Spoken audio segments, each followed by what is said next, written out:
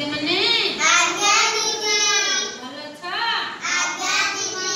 ଚାଲ ଆଜି କିଛି ପଶୁ ଜନ୍ତୁ ଓ ଜୀବ ଉପରେ ଜାଣିବା। ଆଜ୍ଞା ଦିଦି। କେଉଁମାନେ ସ୍ଥଳ ଭାଗରେ ରୁହନ୍ତି, କେଉଁମାନେ ଜଳ ଭାଗରେ ରୁହନ୍ତି। ଆଜ୍ଞା ଦିଦି। ତମେ ଜାଣିଛ କେଉଁମାନେ ଜଳରେ କେଉଁମାନେ ସ୍ଥଳରେ ରୁହନ୍ତି? ଆଜ୍ଞା ଦିଦି। ଚାଲ ଜାଣିବା। କହିଲ ଇଏ କିଏ? ବାଘ। ବାଘ କେଉଁଠି? ଇଏ କଣ? ବାଘ। ବାଘ କେଉଁଠି ରୁହେ? ଜଙ୍ଗଲରେ। ଇଏ ଘୋଡ଼ା। କୋଉଠି ରୁହେ? ଜଙ୍ଗଲରେ। ତାହେଲେ ଜଙ୍ଗଲରେ କିଏ କିଏ ରହେ କହିଲା? ବାଘ, ଘୋଡ଼ା,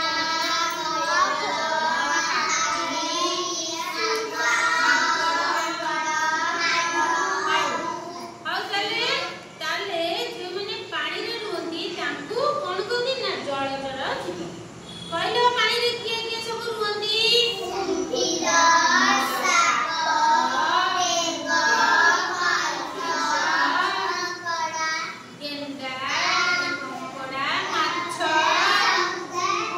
ଶାମୁକା, ଚୁଙ୍ଗୁଡ଼ି, ତାହେଲେ ତମେ ସ୍ଥଳଚର ଜୀବକୁ ଚିହ୍ନି ପାରିବ? ଆଜ୍ଞା ଦିଦି। ତାହେଲେ ଯେଉଁମାନେ ଜଳରେ ରୁହନ୍ତି ତାଙ୍କୁ ଉପରକୁ ବାହାର କରିଦେଲେ ସେ ବଞ୍ଚିବେ ନା ମରିଯିବେ? ମରିଯିବେ। ମରିଯିବେ। କିଛି ଅଛନ୍ତି ଜଳରେ ବି ରହିବେ, ସ୍ଥଳରେ ବି ରହିବେ।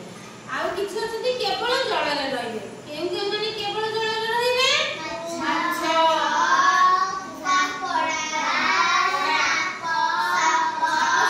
ସିଏ ବି ସ୍ଥଳରେ ରହିବେ। ମାଛ ଜଳରେ ରହିବ, ତାକୁ ବାହାର କରିଦେଲେ ସିଏ ମରିଯିବ। ଚିଙ୍ଗୁଡ଼ି ବାହାର କରିଦେଲେ ମରିଯିବ। କିନ୍ତୁ କଇଁଛ ପାଣିରେ ବି ରହିପାରିବ, ଶୁଖିଲାରେ ବି ରହିପାରିବ। ସେମିତି କୁମ୍ଭୀର ପାଣିରେ ବି ରହିପାରିବ, ଶୁଖିଲାରେ ବି ରହିପାରିବ। ଗୋଧି ବି ପାଣିରେ ବି ରହିପାରିବ, ଶୁଖିଲାରେ ବି ରହିପାରିବ। ସାପ ବି ପାଣିରେ ରହିପାରିବ, ଶୁଖିଲାରେ ବି ରହିପାରିବ। ତାହେଲେ ତମେ ସ୍ଥଳଚର ଜୀବ ସବୁ